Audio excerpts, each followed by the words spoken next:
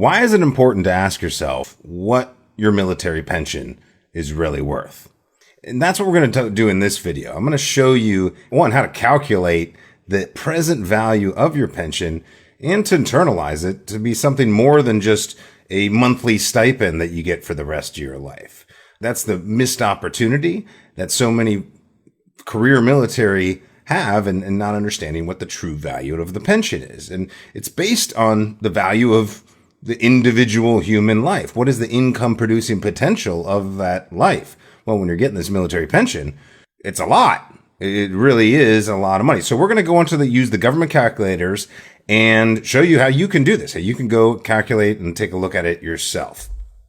What's really happened here is by having served 20 plus years, you've created an asset. You are the asset. The pension is the asset, but it has value more than just another LES coming in on a monthly basis.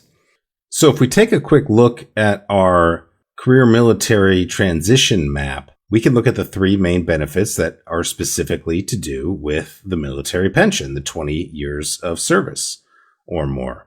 And so that pension amount, in this scenario, we're looking at a 23-year career officer, 05, be around $65,000 per year. And, anything that is awarded from VA disability on top of that is tax-free. So we can understand kind of a ballpark annual amount that we're getting from our pension and VA disability. However, that comes in monthly, and it's easy to kind of forget what the value is. The other thing we need to be aware of is what happens if something happens to the retiree. Well, then all of this goes away, and the new pension amount for the spouse, the survival benefit, is less than half of that combined. And this is paid out monthly, and it is taxable. So what this video is about is understanding, all right, well, if this is what we're used to, and this is what we're going to get, what if we can protect more of the full pension? What would it take to get something closer to this full amount for the pension, if not also including protecting the VA disability? So somewhere in between this amount the spouse is expecting to get and what might be possible in a tax-free lump sum. What if we can do that without increasing the overall costs? So remember, as we're solving this SBP problem, we always follow our two rules. The first rule is don't lose money, okay, if you can avoid it. And things like paying the government for something you don't have to, that's losing money. Paying taxes you don't have to, that's losing money. So we take that into account as well. We want to protect this asset so you don't lose it, right? And the other thing, the second thing, is to invest in things that you can understand. And our philosophy is that the best thing you can understand is you. You are the best thing. So what we're going to talk about doing is, as we understand the value of that pension, how can you invest in yourself? So that'll come in the next series of videos. At US Vet Wealth, we're always talking about our philosophy and then the two rules around money. Rule number one is don't lose money. And you can lose money when you're dealing with things like taxes, when you're paying costs to the government or other things that you don't need to be paid. Inflation. You're losing money if you don't have purchasing power. The value of the dollar is becoming less and less all the time, especially as the government pumps more money into the market. Investment risks are things where we got to take into account. So the second rule is to invest in things you can understand. And we believe that investment in your human capital is the best possible thing that you could actually understand. So in this series of videos, we're going to show you how to do that. But we want to understand, what is your human capital worth when it comes to your military pension? So calculating the value of your pension is pretty easy. You can do it right on the government DFAS website. Now, the trick is to know what numbers to look at and how to apply them. And remember, when we're talking about replacement of the survivor benefit plan, that only covers 55% of the pension. We want to give you the option to cover 100% of it so you can get the whole value covered for your family, whoever the beneficiary may be.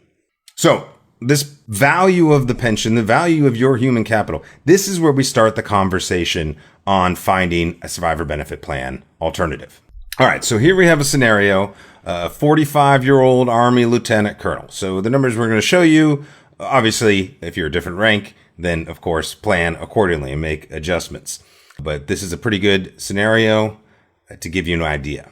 So we come over to the government website and we find the military retirement calculators. If you've been planning for your military retirement, you've probably been here many times.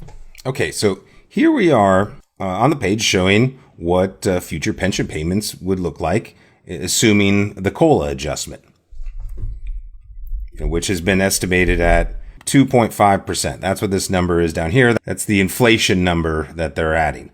Whether or not it'll be that, lower, higher, is impossible to say. Obviously, they change it every year when they announce it, but that's how they're calculating the future value of the pension. But if we just look at it in today's value across the board, looks something like this. So in today's dollars, this lieutenant colonel will be receiving almost $65,000 a year. So what does that mean? If he ends up living to his life expectancy to age 85, how many total payments will he have gotten? Well, in today's dollars, not adjusted for inflation, in today's dollars, that amount is total retirement benefit. It's right down here, $2.5 million. That's the amount of income he can expect to receive just from the pension if he can manage to live that long, if he lives that long. Okay, that's interesting now, because now we're looking at the pension in a different basis, because getting $65,000 a year from anyone, the question we're solving here is, what if you were doing this from your own savings? What would you have had, for in this guy's case, what would he have had to save at age 45 in order to be able to pull this off?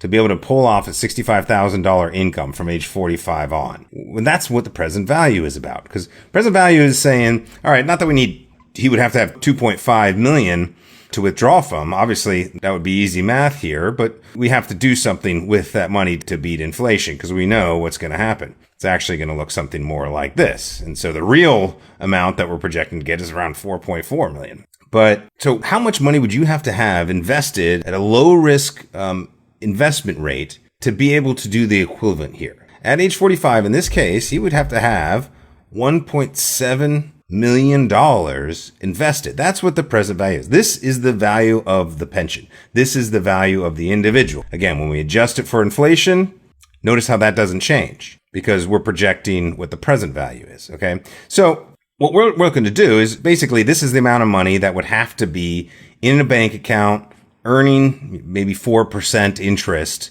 in order to be able to withdraw $65,000 a year for 40 plus years. So that's what I want to think about when we're doing the replacement. Because what would 55% of that be? 55% of that is the SBP value and cost, and that's what we'll show in the next video. Now, this 1.7, almost $1.8 million is where we'd want to start thinking about, all right, how much death benefit do we need to buy on the private marketplace in order to be able to replace the pension should the worst case scenario happen? So when we talk about life insurance, we always talk about ensuring the income producing potential of a life. This is it, $1.8 million for your average lieutenant colonel. I mean, it's serious numbers and serious money. And when we misunderstand it, we lose a ton of the value of what that pension is, especially if the worst case did happen. Getting 55% of the pension on a monthly basis really isn't that attractive when you consider the alternatives.